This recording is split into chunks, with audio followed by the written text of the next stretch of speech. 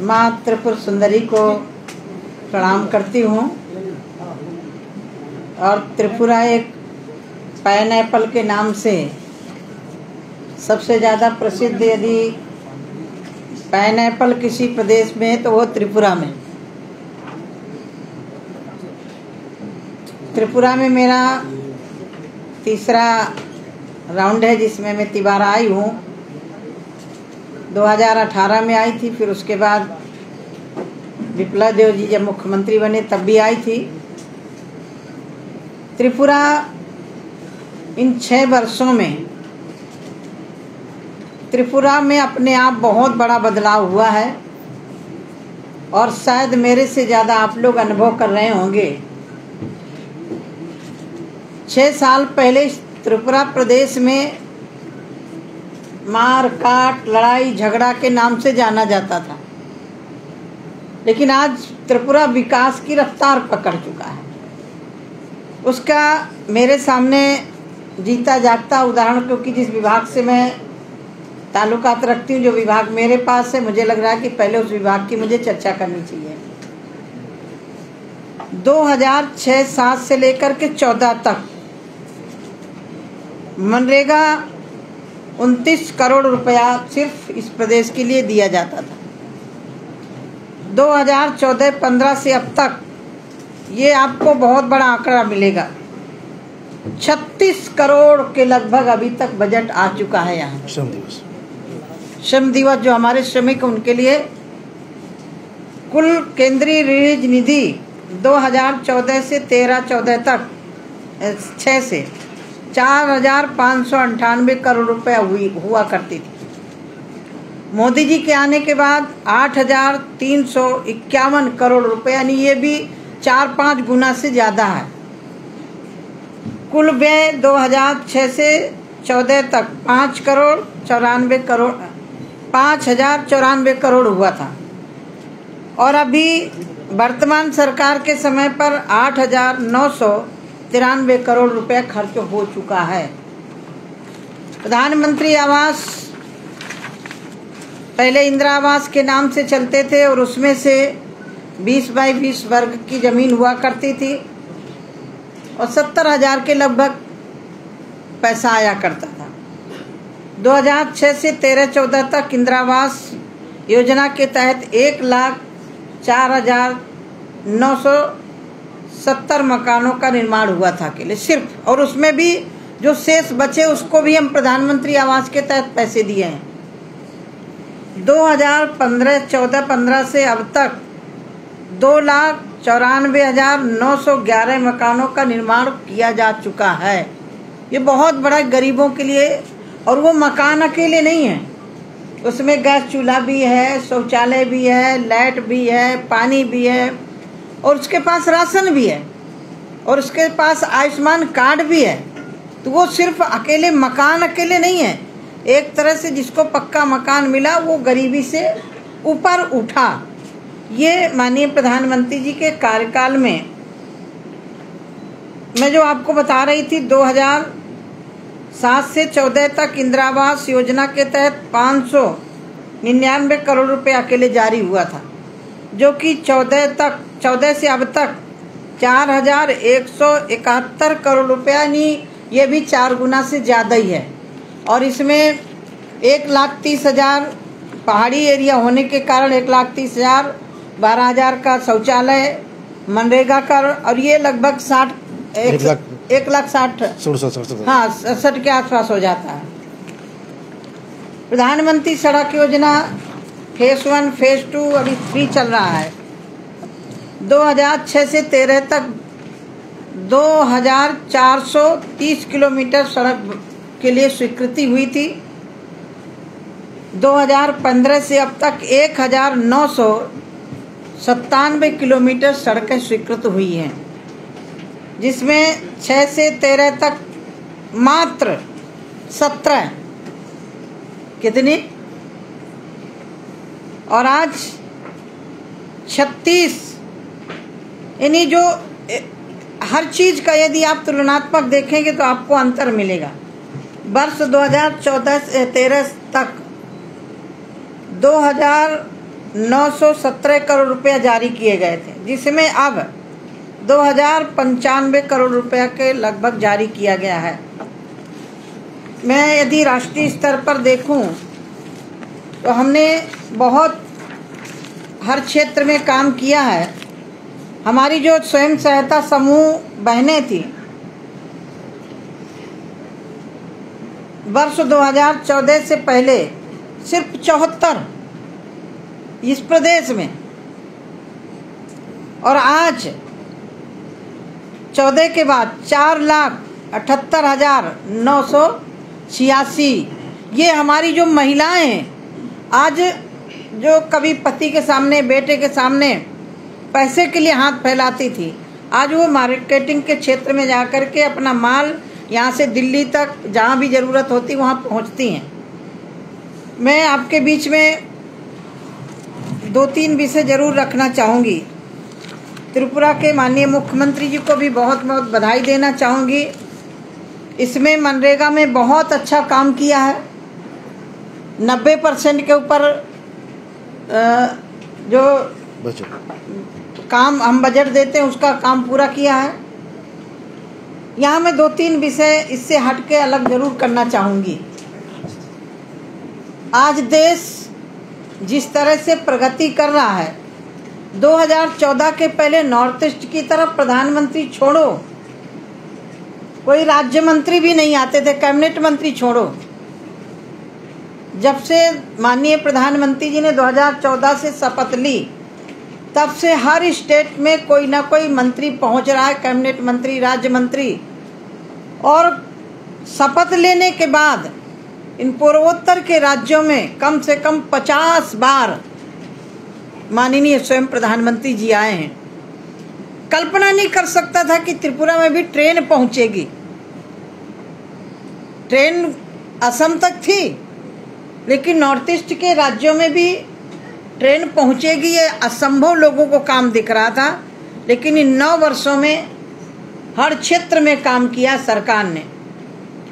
दूसरा विषय, मैं बहुत पहले आई थी, छोटा एयरपोर्ट था और छोटा प्लेन आता था।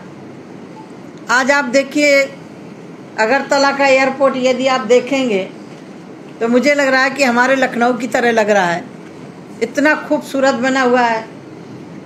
तो सरकार ने हर क्षेत्र में काम किया है। एक बीच में बहुत बड़ी महामारी आई जिसके कारण पूरा विश्व प्रभावित हुआ, लेकिन मैं देश के यशस्वी प्रधानमंत्री जी का अभिनंदन करना चाहती हूँ। जब लोगों का काम छूटा, रोज कमाने खाने वालों को रोजगार बंद हो गया, उस समय माननीय प्रधानमंत्री जी ने मनरेगा में अधिक पैसा बढ़ा करके तत्काल अपने गांव में जो व्यक्ति रह रहा है वहाँ काम कर सके और उसको मुफ्त में राशन 5 किलो राशन प्रत्येक व्यक्ति को देना, और अभी दिसंबर तक चलेगा। आज मैं ये कह सकती हूँ कि भारत आज बहुत ऊंचाइयां छू रहा है। मैं एक बात हमेशा कहा करती हूँ कि पहले जानी मानी हस्तियां विश्व की जो अपने आप को बहुत संपन्न देश मानते थे, वो बोला करते थे और भारत सुनता था। लेकिन आज उल्टा हो गया, आज भारत बोल रहा है और विश्व सुन रहा है। और भारत जहां कोई नहीं पहुंचा, अपने संसाधन से, अपने वैज्ञानिकों के बल पर चंद्रायन में तिरंगा झंडा गाड़ दिया। ये भारत की विशेषता और भारत की ताकत है, भारत के वैज्ञानिकों की ताकत है। और उन वैज्ञानिकों को प्रोत्साहन दिया देश के यशस्वी प्रधानमंत्री जी ने। तो आज 2014 से 23 चल रहा है, जिसमें स्वयं सहायता समूह की बहनें राष्ट्रीय स्तर पर सिर्फ 2 करोड़ के 2.5 करोड़ के लगभग जुड़ी हुई थी। आज पूरे देश में 9.5 करोड़ के लगभग महिलाएं जुड़ी हैं जो स्वयं सहायता समूह, और एलपीए पहले 10 के लगभग रहता था, आज राष्ट्रीय स्तर पर 1.5% के लगभग बचा, और वो भी महिलाएं समय पर जमा कर रही हैं। पहले बैंक से लोन लेने में दिक्कत होती थी, अब वो बहनें करें क्या, बैंक से लोन नहीं मिलता था। माननीय प्रधानमंत्री जी ने बैंक के दरवाजे सबके लिए खोल दिए। जनधन खाते जब खोले गए तो लोग मजाक उड़ाते थे, इन जनधन खातों का होगा क्या। लेकिन कोविड के समय आपने देखा कि कोविड के समय 3 महीने तक लगातार उनके खातों में 500 रुपया भेजा गया। मनरेगा में काम मिला, 500 रुपया भेजा गया, फ्री में 3 महीना गैस सिलेंडर दिए गए और राशन दिया गया। अर्थात जितने, शायद ये व्यवस्था नहीं होती, मोदी जी नहीं होते, तो जितने लोग कोरोना से नहीं मरते उससे ज़्यादा भूखमरी से मरते। हमें याद है, हमने अपने पूर्वजों से सुना था कि प्लेग जैसी महामारी आई थी, जितने लोग प्लेग से नहीं मरे थे उससे ज़्यादा भूखमरी से मरे थे। माननीय प्रधानमंत्री जी ने एक और योजना लागू की हमारे फूड में। पहले यदि आपके त्रिपुरा का व्यक्ति कहीं चला गया, बिहार चला गया, असम चला गया, दिल्ली चला गया, तो अपना राशन नहीं उठा पाता था। अब प्रावधान कर दिया, यदि 4 लोग हैं, 3 यहाँ उठा सकते, एक व्यक्ति कहीं भी है वहाँ राशन उठा लेगा। शायद ये व्यवस्था पहले लागू होती तो फैक्ट्रियों से काम छोड़ करके कोरोना के समय लोग नहीं भगते। ये माननीय प्रधानमंत्री जी ने लागू कर दिया। एक राशन एक देश, उससे कहीं भी वो अपना राशन उठा सकता है। हमने स्वास्थ्य के क्षेत्र में काम किया, जहाँ मेडिकल कॉलेज नहीं थे वहाँ मेडिकल कॉलेज बनाने का काम किया। जनसंख्या बढ़ रही है, यदि डॉक्टर नहीं बढ़ेंगे तो फिर डॉक्टर कहाँ से आएंगे, तो उसके लिए भी सरकार ने व्यवस्थाएं की। आज मुझे बहुत प्रसन्नता हो रही है कि मैं त्रिपुरा में आई हूँ, त्रिपुरा सुंदरी माता जी के दर्शन के लिए और आपसे मिलने के लिए, और अपने दोनों विभागों की रिव्यू किया है, बैठक करी है।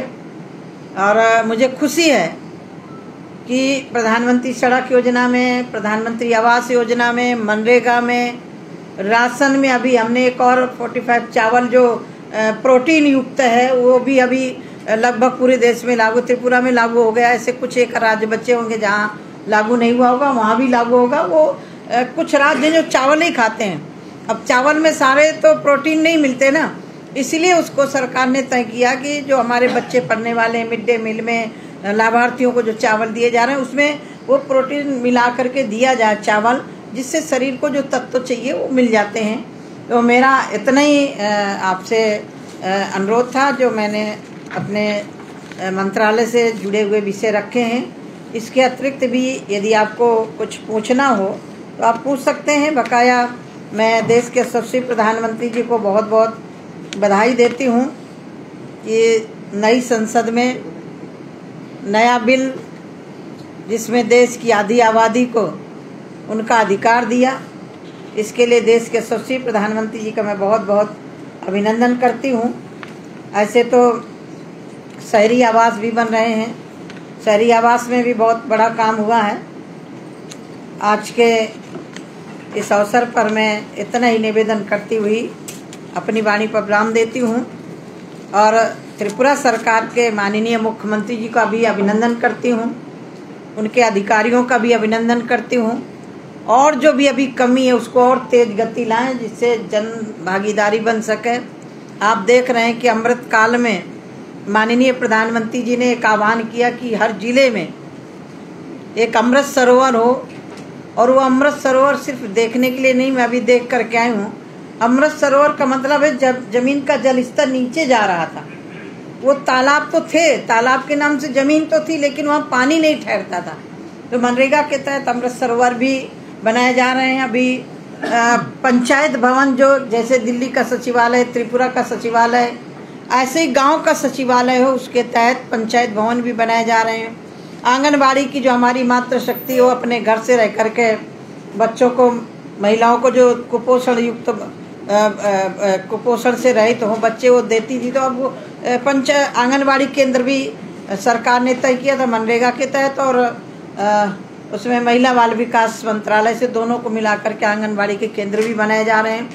और अभी एक फैसला और हुआ कि हमारे राशन की दुकानें हैं उनको भी एक अच्छी कोई जाए तो कम से कम उसको लगे कि नहीं राशन की दुकान में आए। अभी कोई छोटी सी झोपड़ी में रख के दे रहा है, कोई कुछ कर रहा है, उसको भी अभी हम लोगों ने तय किया कि एक मॉडल के रूप में राशन की दुकान होगी।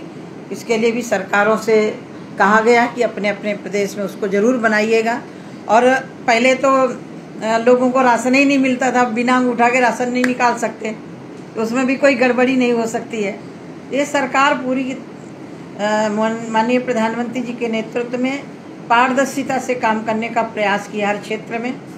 और मैं ये कह सकती हूँ कि ग्रामीण और शहरी आवास लगा करके लगभग 3.5 करोड़ के ऊपर मिले हैं। 3.5 करोड़ का मतलब है ये गरीबी से ऊपर उठे हुए, उनको आवास भी मिला, शौचालय मिला, गैस चूल्हा मिला, आयुष्मान कार्ड मिला, राशन मिला। तो एक तरह से जो उनको चिंता घर बनाने की रहती थी, अब जिसके घर में शौचालय नहीं होता उस महिला से पूछो, वो सूर्यास्त की प्रतीक्षा करती रहती थी। माननीय प्रधानमंत्री जी ने पूरे देश में 12 करोड़ के लगभग शौचालय देने का काम किया। ये भी बहुत बड़ा, ये लोगों को छोटा लगता होगा, लेकिन उस घरेलू महिला से पूछो जिसके घर में शौचालय नहीं था, जो परेशानी बरसात में, सर्दी में, अनेक प्रकार के भय होते हैं महिलाओं के लिए। तो ये जो माननीय प्रधानमंत्री जी ने काम लिए, ये मूलभूत लोगों की सुविधाओं से जुड़े हुए काम थे, जिनको सरकार ने 9 वर्षों में काम करने का प्रयास किया है। आप सबको बहुत बहुत धन्यवाद।